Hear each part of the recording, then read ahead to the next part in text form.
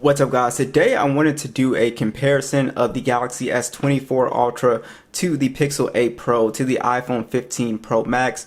This is what I will call the big three here in the United States. These are the flagships that majority of people are going to be choosing from. So I want to go ahead and talk about just, my experience with these phones, comparing them, and sort of doing a, overview of which phone I think would be best for the individual person. So let's go ahead and get started here.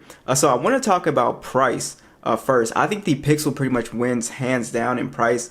The Galaxy and the iPhone are $1,000 plus phones, while the Pixel you can actually find for brand new on Google's website for $800, which I think is excellent considering the quality of flagship that you actually get with this phone.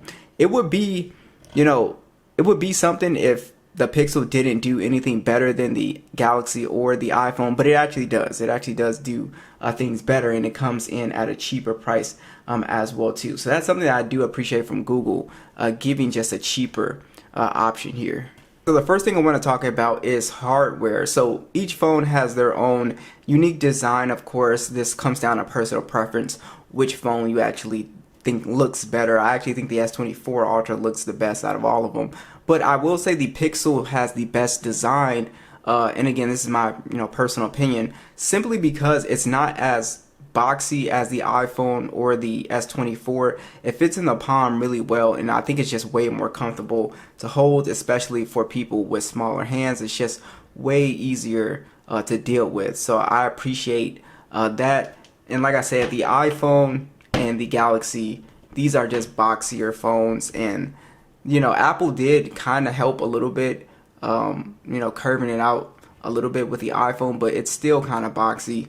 Like I said, just not as comfortable, I think, as the Pixel. They all have the matte finish on here, which is really nice, so you can't really see those fingerprints. And then they all are IP68 dust and water resistant, of course, dual speakers, of course, but the Galaxy is the only phone here with S Pen support. And I think the S Pen support is really cool, considering if you're a digital artist. I say this all the time, but if you just go on YouTube and type S Pen art, with the Galaxy phones, you guys will be shocked at how accurate these things are when it comes to, digital artwork. Also, just being able to use this as a coloring book if you're bored, or just people who really just like to navigate with a pen, like that kind of old school feel to it. And Samsung does throw in a lot of stuff in here: Smart Select, Screen Write, Pin Up, just a bunch of cool features. And also, I think this is extremely good for content creators. So if you're a content creator, the S Pen is Bluetooth, so you can actually record a video from a distance. You can actually, take pictures also from a distance as well too, which I think is really cool. So I really like the Galaxy S Pen. I think it actually has a lot of functionality to it. So let's talk about the displays here. The S24 with the biggest display at 6.8, and then these two are 6.7 inch displays, but they are pretty big phones. One of the things that I really appreciate about Samsung displays is that they've always been making some of the best displays. Even though you can see this display is a little bit dull compared to the iPhone and Pixel, it's because Samsung has to fix the little bug that they have with the vividness. So they're going to fix that, but I think the Galaxy has the best display here, hands down. Just look at the bezels. If you're a display nerd, you'll really appreciate just those slim bezels right there. Just look at it compared to the iPhone and Pixel. It's just crazy thin. And they're all flat displays now, unfortunately. I do like the slightly curved panels. I think it looks more premium, but it is flat now. And all beautiful panels, right? They're all 1440p. They're all LTPO.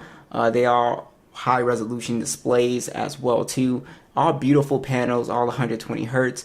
Now there are some differences as far as the screen brightness, with the S24 actually having the highest brightness at 2600 nits peak brightness, and then the iPhone is around 2000 nits peak brightness, along with the Pixel's peak brightness at 2400 nits peak brightness.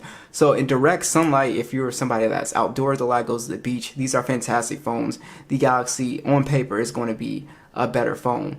But as far as display, I think just because of the design of the Galaxy just being super square and just really resembling a TV, I think it just makes for the best viewing experience as well too. The only thing about Apple's display is that it has the dynamic island on here, which is pretty kind of useful sometimes. Not really. I think it really needs more apps to take advantage of it, but it can be useful at times. But yeah, so the dynamic island, it's there, somewhat useful, like when you're playing music and stuff like that, maybe Google Maps, Uber, timer, stuff like that.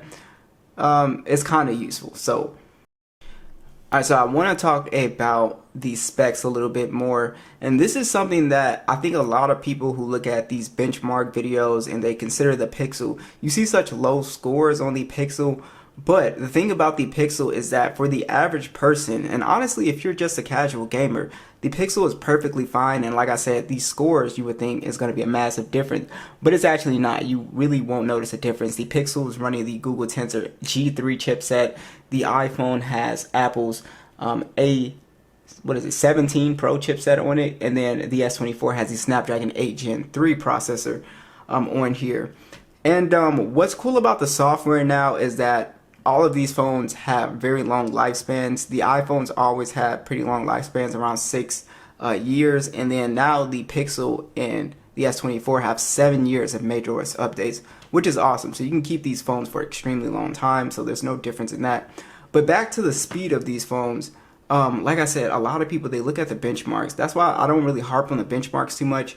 Yes, the Pixel is not going to be as fast as the iPhone and Galaxy, but it pretty much feels just as fast when you're just in applications, bouncing in and out of applications. It's really not that big of a difference. You really be surprised. So we'll just do Instagram, these two, and I'm telling you guys, you won't notice a difference. So if you're looking at the benchmarks and you're saying, oh well, the Pixel is not as fast, it's really not supposed to. Maybe I can get all three of these. You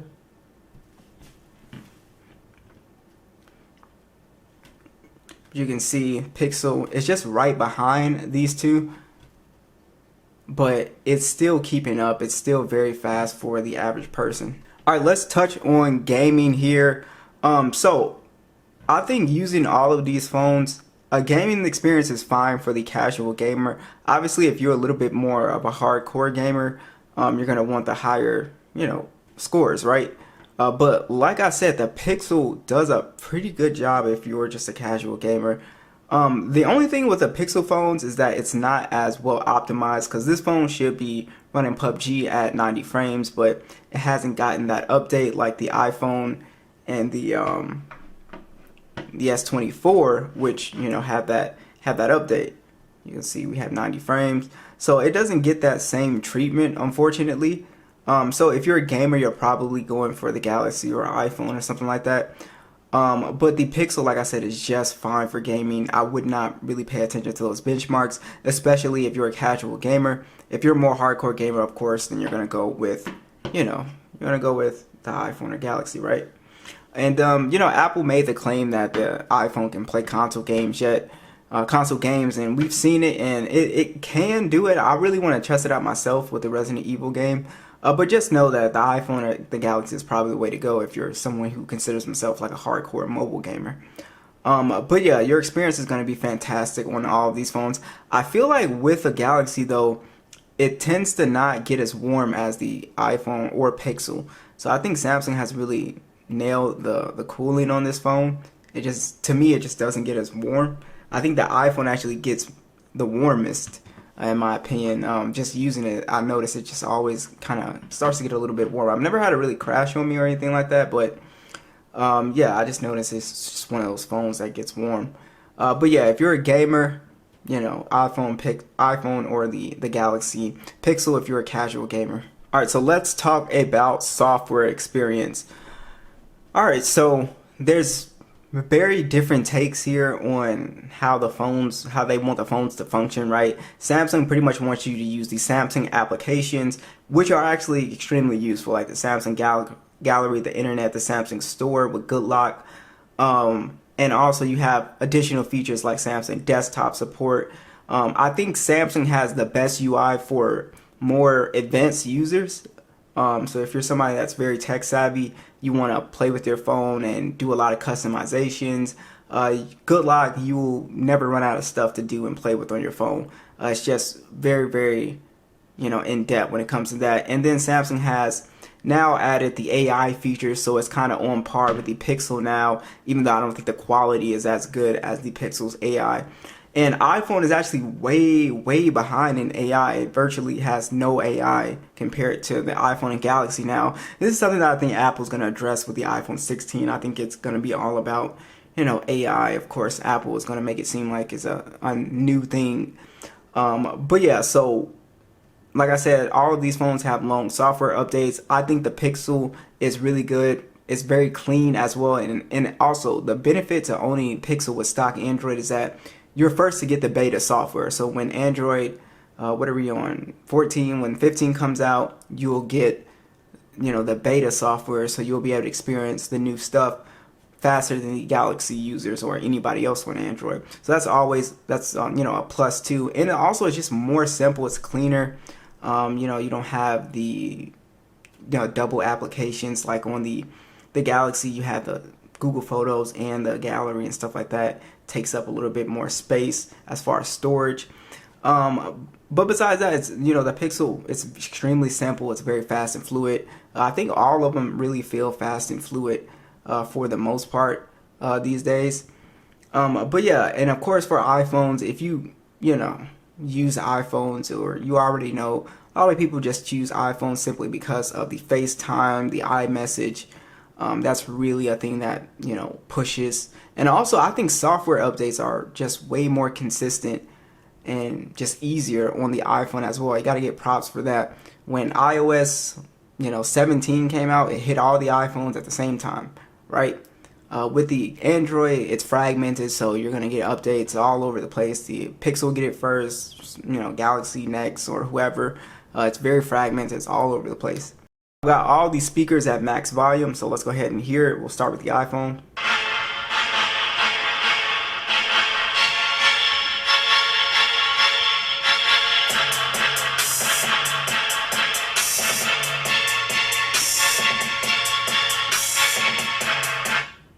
Pixel.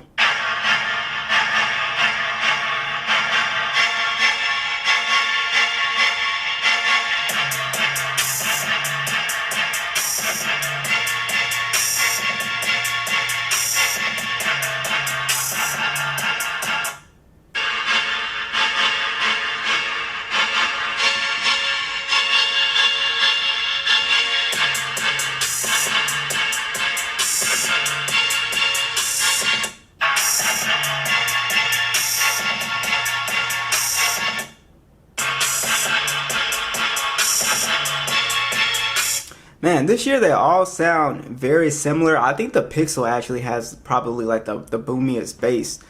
The iPhone and Galaxy actually sound a lot more similar.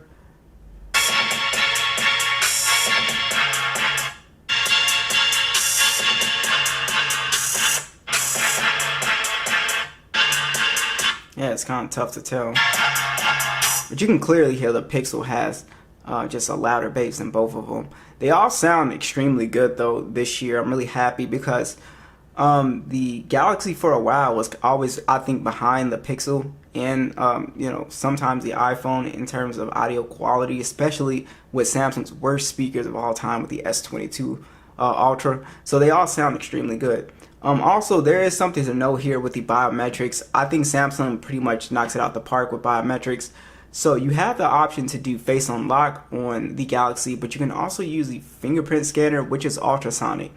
On the Pixel, you also have that option as well too. But what I don't like about the Pixel, and this is probably something they might fix, is that it's not ultrasonic. It's an optical one, and you have to apply just a little bit of pressure. Like I said, it's not a big deal, but yeah, you have to apply just a tad bit of pressure. The iPhone doesn't offer any type of fingerprint scanner. It's exclusively Face ID, which is extremely secure, so that's a good thing. But I do like that the Galaxy does the fingerprint scanner really well, and it does have Face Unlock. So I think it's definitely the best in terms of biometrics. All right, next I want to talk about the cameras, and I really want to simplify this. So what I really like about each phone's camera. The Pixel, I think, takes the overall best stills, and I really enjoy the selfies as well on it. I love the skin tones. I love the Google's image processing, the photo editor. I just think it all works. The AI stuff, it works really well, and I would pick it up if you're somebody who just really wants the best still photography. I think the Pixel does it the best. The iPhone, I really don't like how it does skin tones, especially on people of color. It usually gives you like this grayish look, and it highlights like the shadows are just really dark, and I just was never a fan of the iPhone's photos. I think when they switched to like maybe around the iPhone 13, that's when I noticed, like, I don't know, it just went downhill from there. I'm just not a big fan, but obviously the iPhone is going to take excellent stills as well too. I think the iPhone actually excels in video. I think it's much better than the Pixel and the Galaxy. And I think the Galaxy overall has actually the most balanced camera system. It's got really everything you could really want. It's got excellent zoom photography as well too. I think it just beats the Pixel and iPhone in terms of that. Excellent 5 times, 10 times, even 100 times zoom on here. And if you're somebody that is out to sporting events and stuff like that, this phone is going to be epic for you. Go to concerts. This is just an awesome phone to have with you for sure. And like I said, the image processing is very balanced as well too with the S24 for the most part. So these are really, really awesome cameras. You can't really go wrong with either of them. But like I said, if I was just, highlight one of them, I would say iPhone for video. I think it excels in video. Pixel for stills. And if you just want the overall best experience, I think with a camera, you can't go wrong with the Galaxy, because it also takes good video, takes good stills, has good zoom photography as well too. And there's just a lot going on here as far as what you can do with the software and settings and stuff like that. I think Samsung does a really good job, and plus you have a lot of that AI stuff as well too. Now, I do think the Galaxy has the best setup when it comes to charging. All of these phones actually have extremely good battery life, so that's something that I'm glad these companies have worked on for the most part. Very good battery life on all of these. But what I like about Samsung is that this phone does have the 45-watt charging, so it charges much faster than the iPhone and the Pixel. The Pixel has a 30-watt charging, which is not too bad. It also has 23-watt wireless charging, so that's a plus. It also has reverse wireless charging. The Galaxy does too. And the iPhone is lacking the reverse wireless charging. I think that's something that they should definitely bring. But it does have the MagSafe stuff as well too, with accessories. But yeah, so battery life is excellent on all of these phones. You can't really go wrong with that. But I do like that the S24, it charges slightly faster for the most part. Be sure to let me know which phone you guys would pick and why, and I will catch you guys in the next one.